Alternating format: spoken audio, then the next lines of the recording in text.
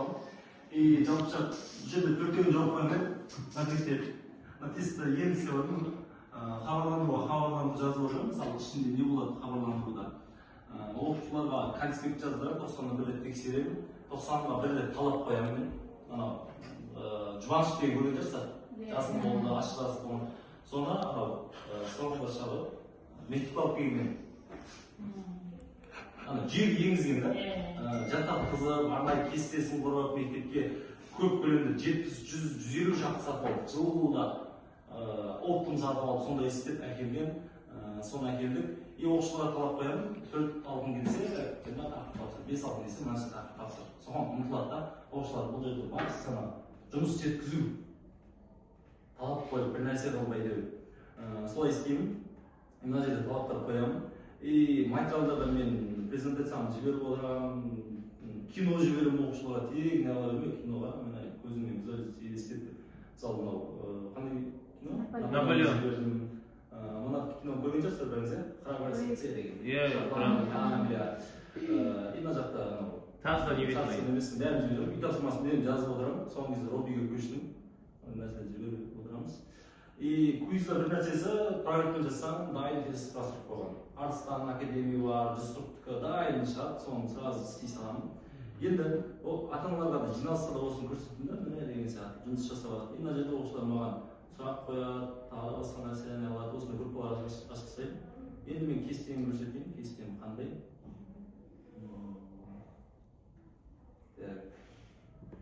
Дос мына жерден кураторларға деп бізде Қазақстанда және тапай бар ма? Және тапай бір өкпесі бар ғой. Андай тек қазақстандық жаттап еді ме не олар деп. Басқаларды жаттамай ма деп не жиналыста қазақстандыққа тиіседі. Өзі тарихқа көп істейсің. Тоқалдың туғанымыз ба? Осымен жаттайды. Андай 4.90-ға бөліп қойғам. Көп, 1.90-дікі жасыл, сары, мына жақта 4.90-дікі. И талап осыған байланысты 20 тақырып қойып қойғам. 4.90-ға 30-30-дан талап қойылады. И жүгіріп тапсырып жүреді да. И соңғы кезде мен не істедім, өзім шаршап кеттім да, қабылдауға. Бірінші 40 минутта тақырып полный түсіндірдім, екінші 40 минутта солай оқушыларға беріп жатыр. Деңгейі жоғары оқушыларға қабылдап жатыр. Олар жұмыс табылып жатыр, олар бітіріп қойды, бәрін осы отырмай қайта тақырып қабылдай береді. Өйткені біз мысалы қалай физик болып, қалай математик болып, бір нәрсенің үстінде жұмыс жасай бересің, бөлсе айтпақшы. Ол мәтсіз айтадан қорқпаймын, мен бір әдісі ол мәрте қайталанудан қорқамын дейді, сондай нәрсе. Қайталай берудің арқасында жаттала береді. Мен өзі қайталай берген соң бір ақпақты сол тарихтан жаттап аламын. Осы нәрсе, осыны айтып отырамын. И мен осы жерге енгіземін, мысалы, балым, и Робиге бағалап отырамын мына жерде. Робиді бүгін мысалы жауап көрсетіп солай, ең баға көп қойғандардың бірімен шығамын. Мақтанам отырмын. Так, мынандай көп баға қоямын.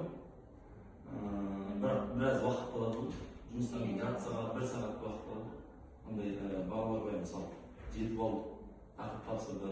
5 балл тақырып менде максимал, негізі бұрын 2, 3, 4 балл қойып жүрдім, сөйтіп ең минималды 5 балл қойдым. Тақырып тапсырмаған үшін қоямын. Кішкентай тақырып тапсырса 2 балл қойсам, орташаларға 3 балл қойсам, ары қарай баллы, яғни еңбек деңгейіне қарай баллы соған сәйкес келе береді. Сондай нәрсе істеймін. И бұл нәрсе, мысалы, Жұбаныш бар, Роби бар, ертең ата-аналар жиналысында, ертең мына жерде мысалы тест 10 сыныптық нашсақ бар ғой, үшеуі сәйкес келіп тұрады да, бүйтіп. Тағы тұрады да, бір нәрсе түсінбесің. Мен қазір ата-аналар жиналысы ешқандай қағазбен кірмеймін. Тек осы сыныпты жақында не бердім, осы сүйген болса, осы мен ғана ата-аналарды андай білім жағынан сабақ қойып қосып, андай ешқандай несі жоқ та, ата-аналардың жалғыз қоймайды. Тек жалғыз болады, соның кезде андай тұрғызып қойып, бір оқушыны тұрғызып қойған бейше, себебі ұйықтап қала береді да. Қайда тұрғызып қойған, сол ата-анасы жалғыз қойып. Мысалы, қосымшаға дейінгізіп отырмын, қосымшада жоқ, жасылған, одан кейін мына жерде кешікті, тақырып тапсырған, жасылған, тақырып тапсырмай просто отырып кеткен қып-қызыл. Оқушылар просто бұл жерде застап етеді ғой. Бізде Қазақстан тарихында соңғы кезде андай ғой, 20 болған соң, 20 бол. 100 бол нақтан аламын деген сияқты. Просто застап етеді, біз оқытуға тырыстырамыз. Осы нәрсе. Мынау нәрсе қай кезде айқын болады жаңағыдай бір-бірімен сәйкес келеді. Робби, Жұбаныш и тест нәтижесіне жатады. Ол майда өте қатты әсер етеді. Мысалы, былтыр 10 сыныпты дайындадым. Сіз БХ-ға білесіз ғой, Мәнера? Сол БХ-да БХ 1-дер бар ғой, асқар дегендер уже бір жылдың ішінде 18-19 жетті да. Бір жылдың ішінде. Өйткені жұбанышы маңызды оқылар 90% маңызды ғой. Жұбанышы жаттап алмақ үшін мықты меңгеріп шығады. Осы нәрселер сосын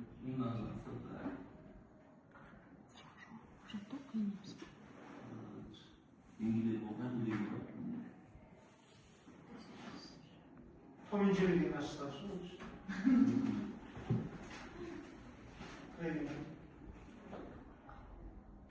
Том и Джерри, куда итке саламыз бе? Том и Джерри ғой. Негізі видео түсіріліп жатыр. Негізі сізде сөйлемейсіз.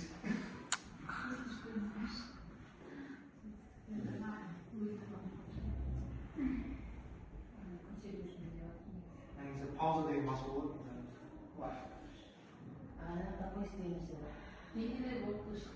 Оны сіз өтсеңізші.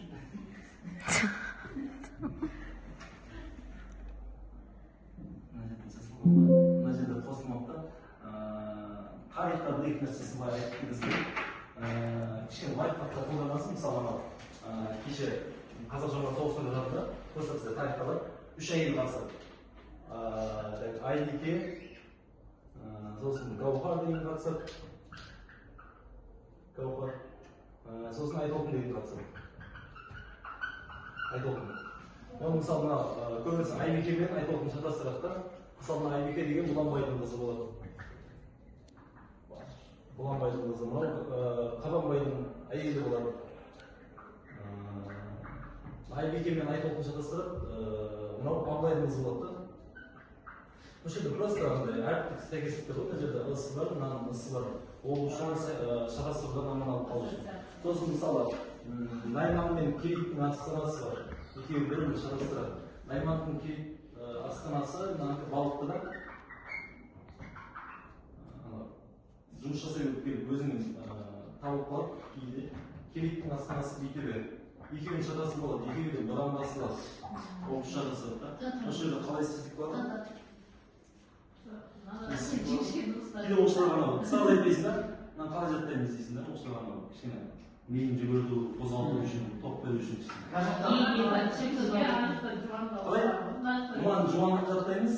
Біз жуан деген қазақ тілінде бар ғой, балықты, найман деп әшейін. Найман, балықты. Керейді бейтөбе ғой, осылай жаттайсың. Немесе Абылайханда мынандай даталар бар, ыңғайлы. 1711, 1741, 1761, 1771, 1781. Немен жаттаймыз? Абылайханда Бір ма? Абайда, 70-80% жылы бірмен келеді көбінесе. Шатастырмау үшін жазасын деген сияқты.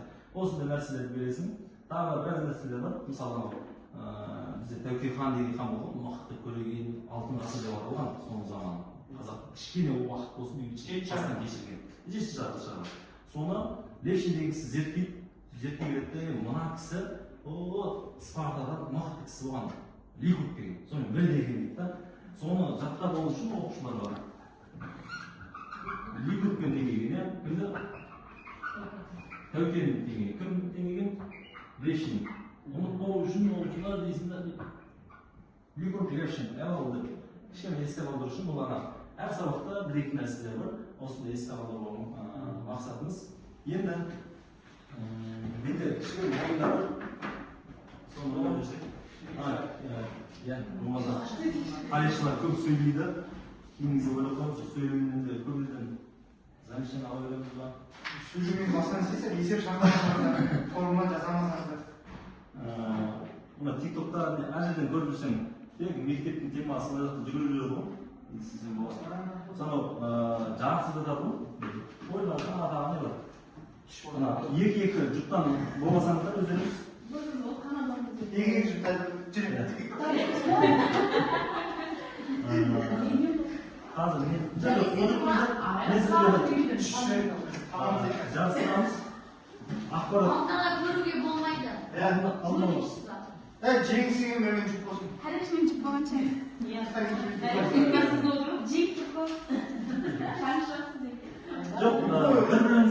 айтмай аяғы былай барып